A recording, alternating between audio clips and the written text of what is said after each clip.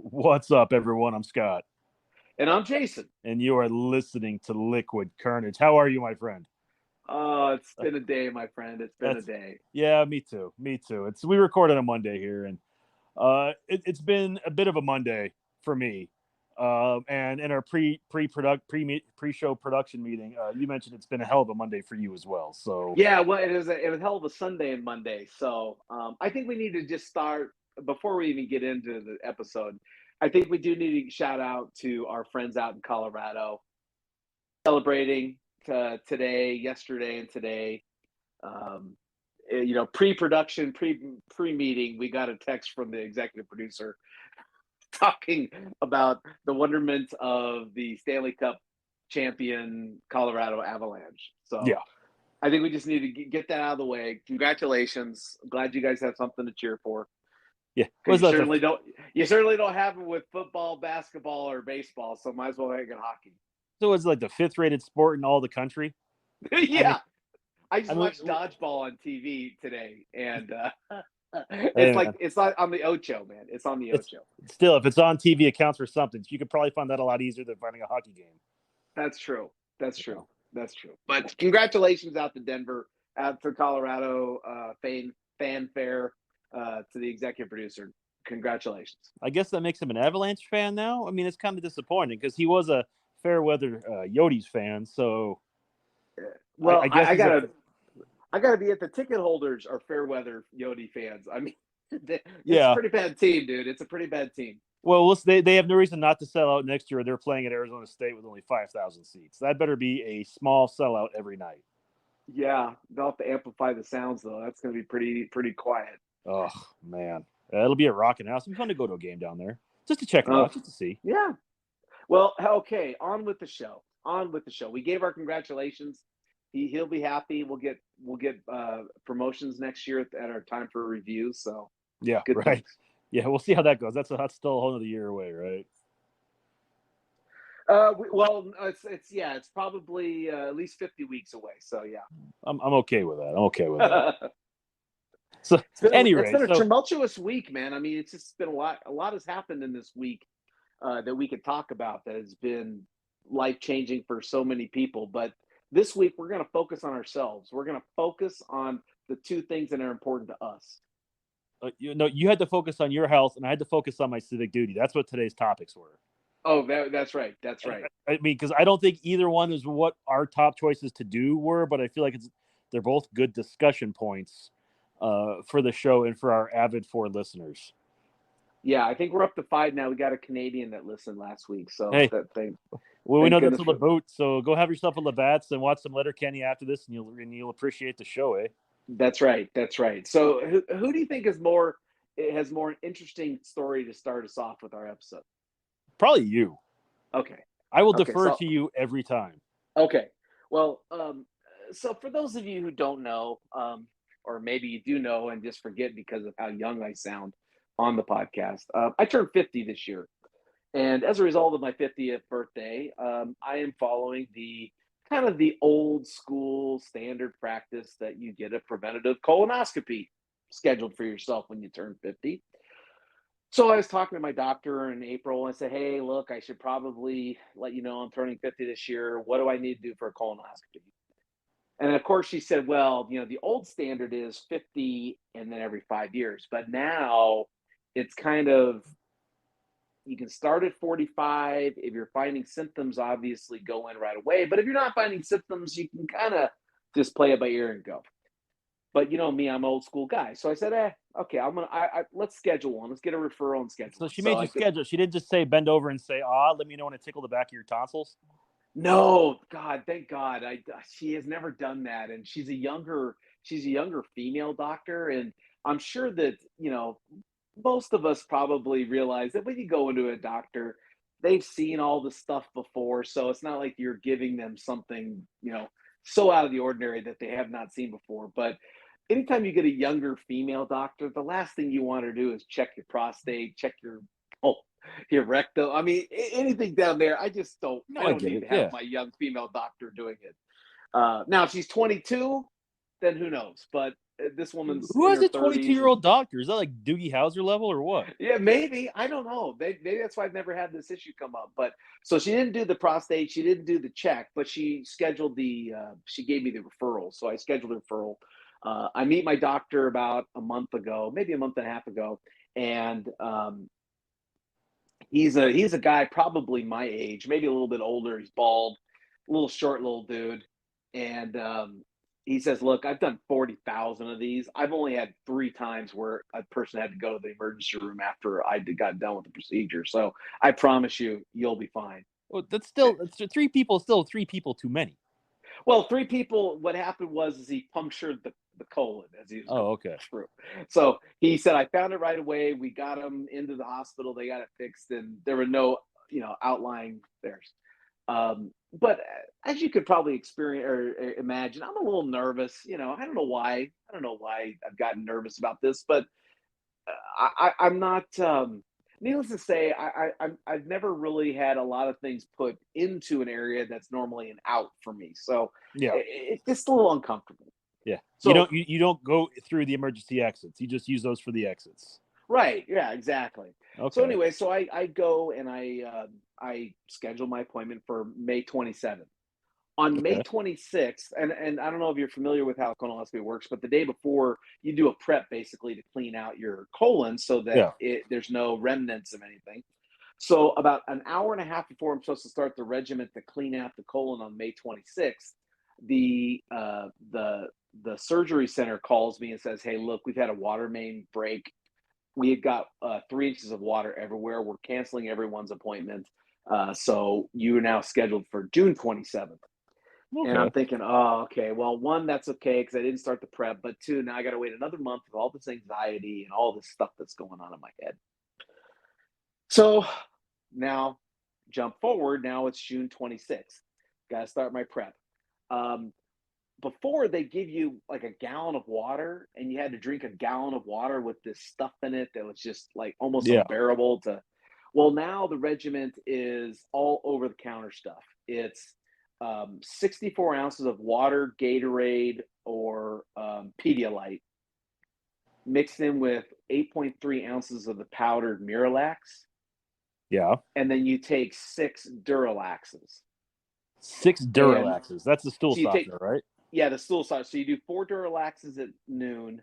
Then you start drinking the liquid concoction starting at 4, going till 6 in 8-ounce glasses every 15 minutes.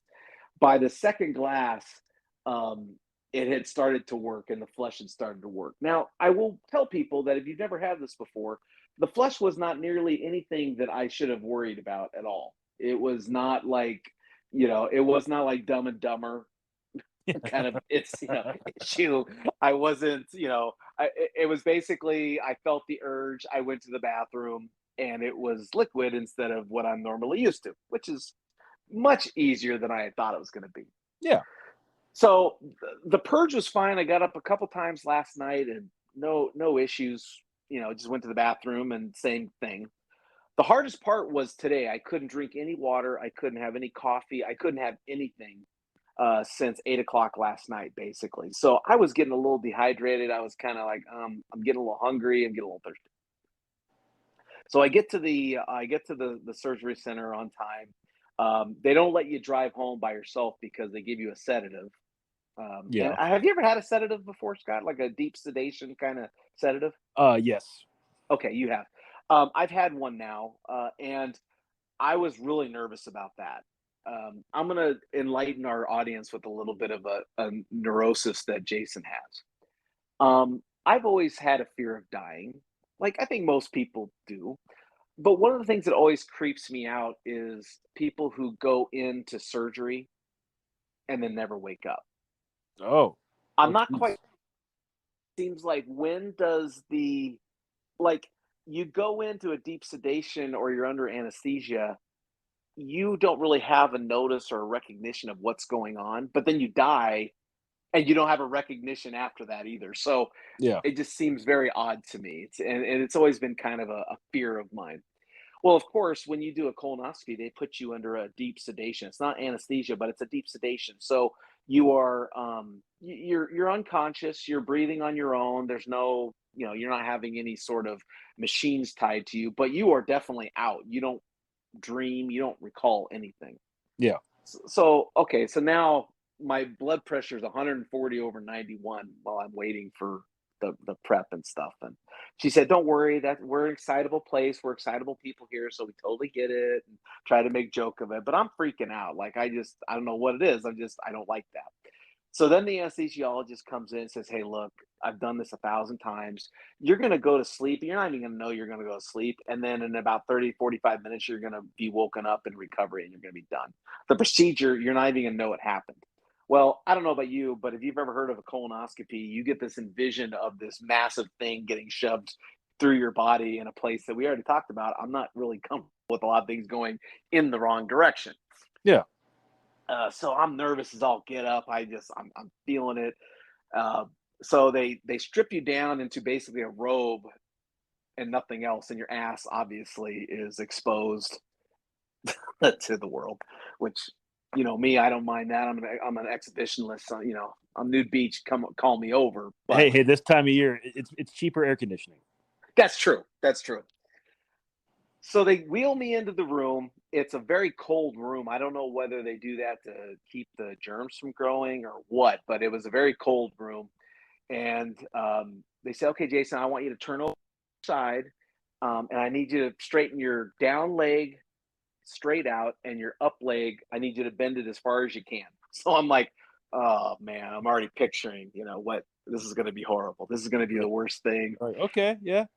Well, I mean, in that position, there's only two things that are happening. Either you're spooning with someone, or you're about ready to get spooned. You know what I mean? Yeah. Like that. So That's the only. you were the little spoon in this case. I was going to be the little spoon to whatever happened. So my little doctor guy comes in. "Hey, Mr. Edgeworth, how you doing? You feeling okay?" I go, "Yeah, I'm okay. I've been talking to everyone's been great." And my anesthesiologist says, "Okay, Mr. Edgeworth, let's just take a nap and we'll wake you up in a few minutes." And I said, "Okay, I'll talk to you in the morning." I close my eyes and then I'm out. I don't even remember going out. Like I don't remember. Um, you know how we drink too much sometimes, and we're sitting there, and all of a sudden we black out. Never. Okay, Never. you Yeah, haven't ever done it. I've done never. it once. I've done it Yeah. once.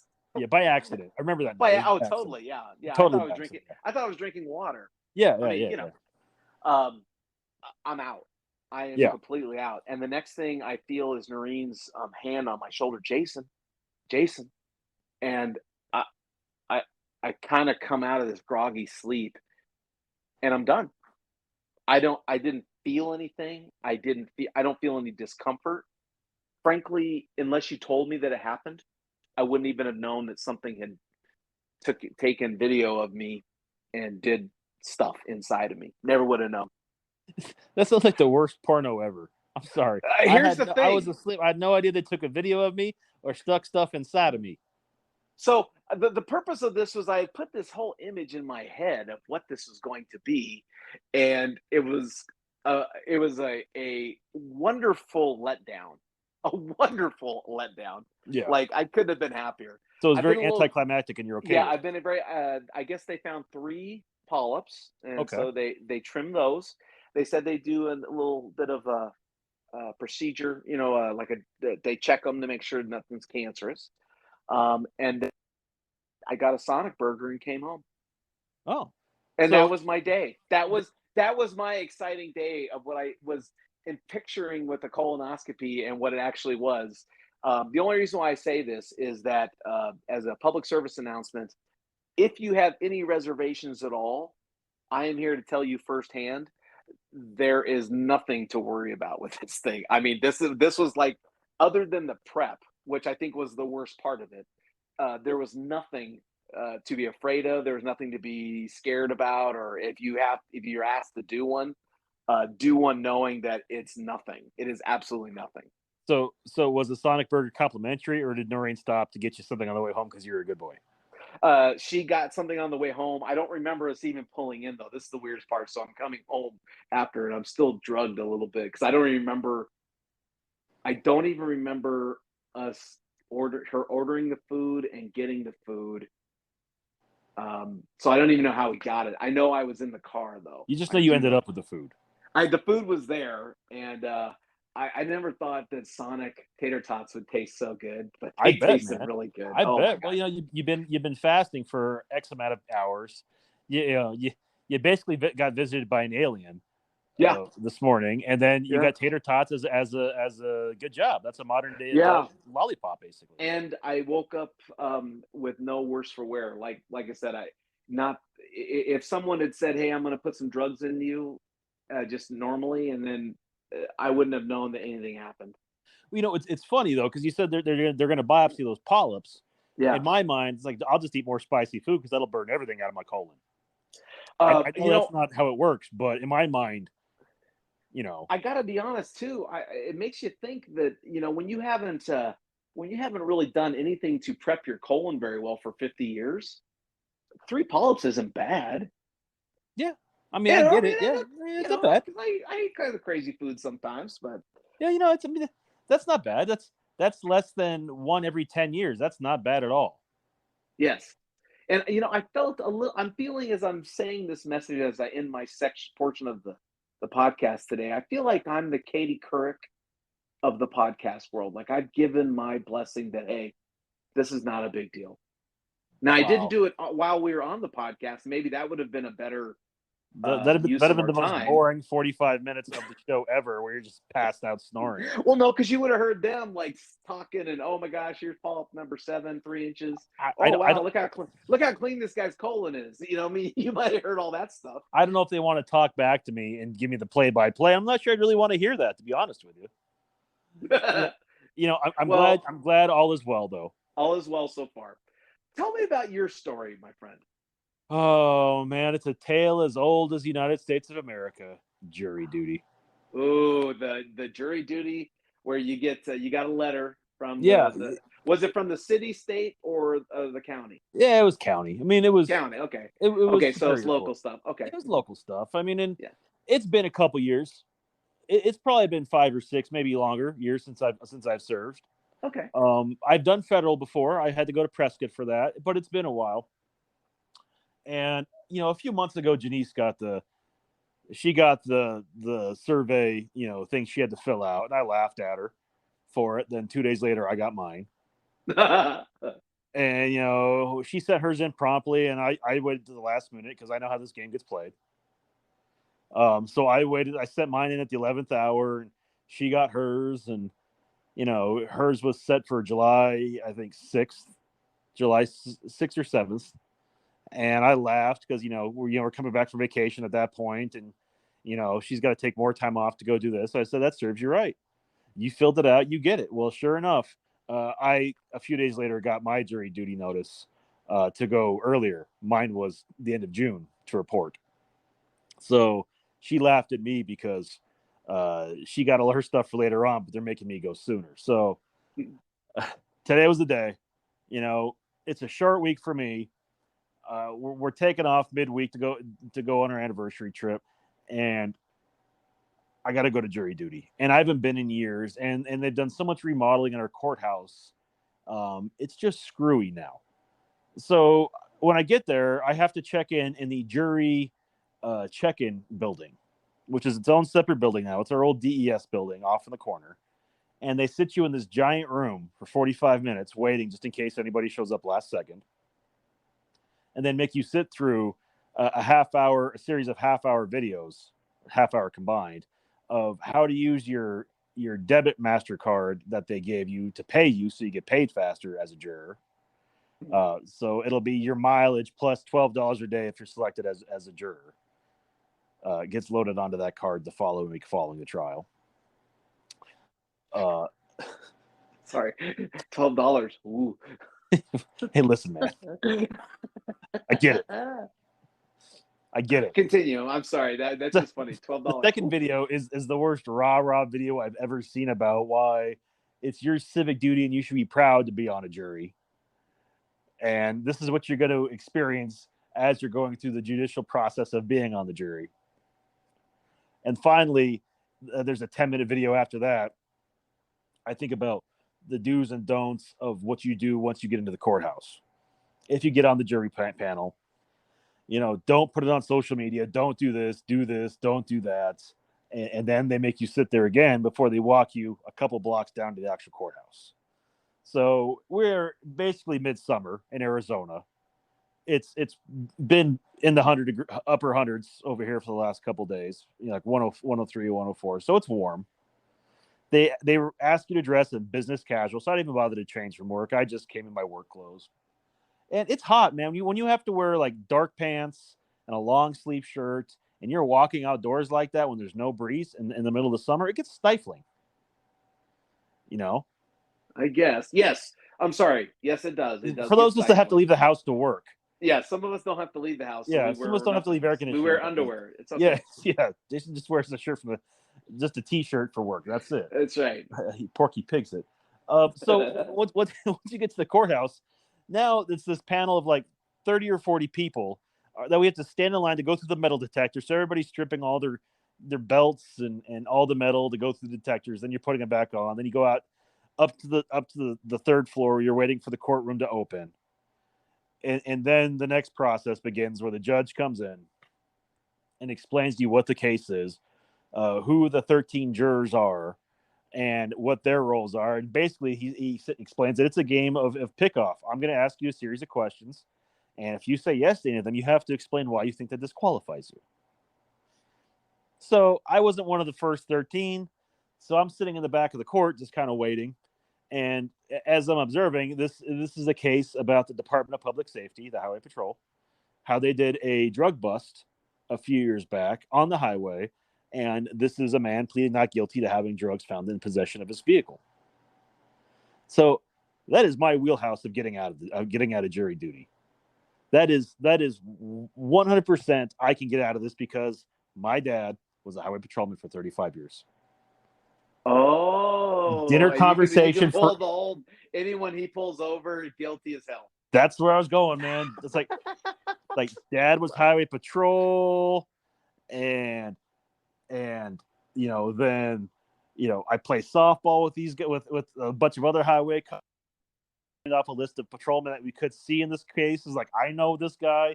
I helped his wife get a job at the hospital, and I'm just waiting. Like they're going through person by person, asking these questions. I'm still in the back, and finally, about 45 minutes of the actual courtroom. So at this point, I started at noon today, and we're pushing about 2:30. So we're going through about an hour and a half, 2.5 hours of just you know courtroom BS. I finally get the call, and I don't think I'm in the jury. I'm not even in the jury box for 2 minutes because they put you in there, and they ask, would you have answered yes to any of the previous questions? And I just said, yes, sir, I would have. And they said, which one? And I explained, my father was a highway patrolman. I play softball with a bunch of highway cops. I know this, I know this person, I know that person. The judge goes, well, would that disqualify you from being fair? And I just looked at him and said, well, Your Honor, it's how I was raised. So yes, it would have disqualified you. It would. You would have found him guilty no matter what. Absolutely. Wow. And he goes, all right, well, guess you're dismissed. And then, it goes, I guess I should have asked those questions in a lot less compound nature, but, bottom line is you're dismissed. So that's fine. Out the door. But all this anxiety, Janice has to go next week. So I told her what to say, just by association, just in case. Probably be a completely different. Hey, wait a minute. Why are you trying to discourage her from doing her civic duty? I feel like, wow, Scott, that's like, I would love to be on a jury case. In fact, I almost got a chance to be on a rape case out of Havasu. This is why we are Liquid Courage, my friend. We are the yin and yang of a lot of different things. I could care less about being on a jury. I would prefer not to be on a jury. I have other things I'd rather go do. And none of those revolve around being civic. Not in that case, no. I believe that if you want to be on a jury panel, which I think most retirees should be on a revolving jury panel a few times a year because they have nothing else better to do. And it's something they want to do. It gives them something to look forward to. Let them do it. I think if you're working full time, you can get out of it. You have other things you need to go do. Go earn a living because you're not covering my expenses at $12 a day plus gas mileage. It's so funny. Noreen was actually on a grand jury once. So when you're on a grand jury, you actually, if you get selected, you're on it for like 4 months, and you do once a week for 4 months. And she got to hear some pretty interesting cases. And one of the cases, I guess she actually did not approve, or they did not approve to send it forward. The grand jury said no, that there wasn't enough evidence. Oh, Yeah, so she got the good one. Maybe that's the better way to go uh, with the grand jury. I don't know, man, Although, because I'm out for the next 2 years, which is fine, unless do they you get called for find federal. You do you know, find a deeper appreciation of your fellow citizenry after going through jury duty with them? uh, I I have a greater appreciation for my friends that are on the bench themselves, the judges that I Yeah, associate with. yeah. I was joking with one this afternoon because she was asking how it was going, and I was laughing, saying, "Well, I'm just going to drop your name and see if that helps." I'm going to say Oh, we have dinner all the time, and yeah. she coached me through this, so let me out.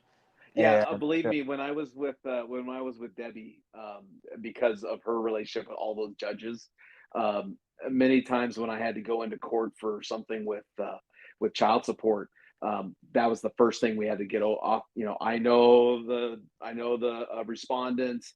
Do you feel that this will have an impact if listen to your guys' case? And in most cases, no, it wasn't. There was one case where it was an issue, but most cases it wasn't. But you got to ask the question. You know, if you oh know yeah, the judge, it's kind of hard to. It's kind of hard when you know the people in the system. exactly. You know, like I said, I was joking with my friend who's a judge in another town, locally here, and she said just before you asked the judge to be dismissed, did you tell him you were a bacon bit? Because Oh, he would have appreciated that. And for those that don't know what a bacon bit is, a bacon bit is a child of a person in law enforcement. if they So, use the derogatory term pig, yes. as as the reference to the police officer. Yeah, that's Yeah. awesome. She goes, did you use the term bacon bit? You're a bacon bit, and I said no, I did not. I was trying to get out of there very fast. Had I been thinking about it, I should have.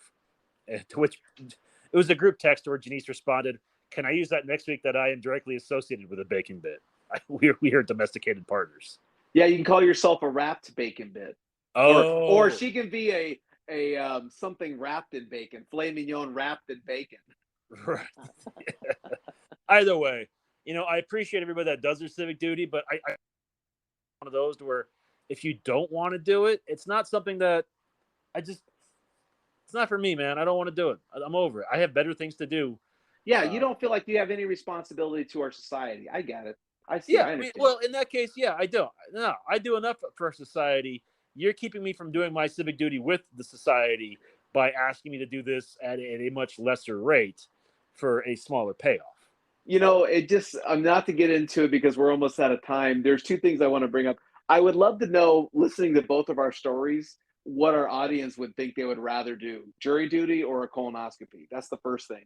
The second thing is, you know, every time we think we have all these freedoms in the country, we are reminded that we are forced to go to jury duty. You did not have a choice.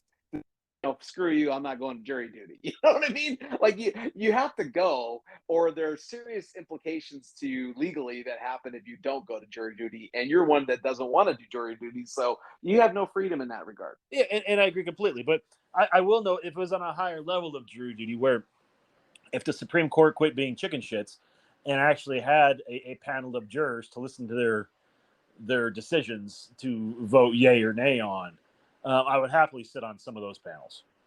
Oh my gosh, when I was in high school, the beginning of the high school year, our biology teacher, my sophomore year, got drafted for jury duty and was on the largest murder case in the history of Alaska at that time. And Uh, he was on the jury for 11 months. And so he missed the entire school year and the first part of the next school year. oh wow! Yeah, on jury duty. And In so fact, $5 a day. yeah, back then, who knows? They probably paid you in oil and gold nuggets, because that's all we Right, have up in Alaska is oil whale and blubber. gold nuggets. Yes, Whale blubber, that's right. whale blubber.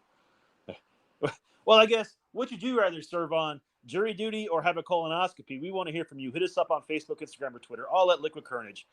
If you have any tips for our EP Tom and how to avoid jury duty or a colonoscopy up in Colorado, hit him up at liquid_EP on Twitter and the Instagram.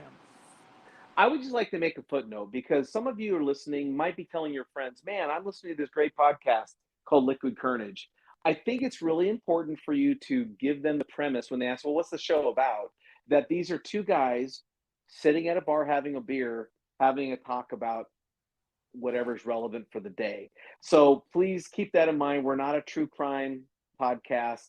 We're two guys who've been friends for a long time who talk about the most random shit that hopefully listening as much as it keeps us talking about it. And in fairness, we could do a true crime podcast. We could do a lot of those podcasts, but A, we don't have the time. B, we don't have the resources. And C, we don't have that kind of attention span. Hey, if we're not even willing to do jury duty, we certainly can't do a true crime podcast. That's way too much time. Well, it depends on what the crime is. That's true. If it was a murder, oh yeah. Oh yeah. I was in the first group of 12 on mine for the rape case, and the only reason why is because it was going to be a 2-day case, and I was leaving. I was supposed to leave the afternoon of the second day, and the judge didn't want to put me in a situation where I couldn't make my trip if it went longer than that. So I was ready to go. They were like, yeah, you're a part of it. And then they said, does anyone have any scheduling conflicts? And I raised my hand and got kicked off. Now, next time, keep your mouth shut, do your civic duty. That's right. That being said, take us home. Hey, everyone. Thank you for listening. We always appreciate you. That was Scott. I am Jason. And as always, if you never know quite what to say, just have yourself some liquid carnage.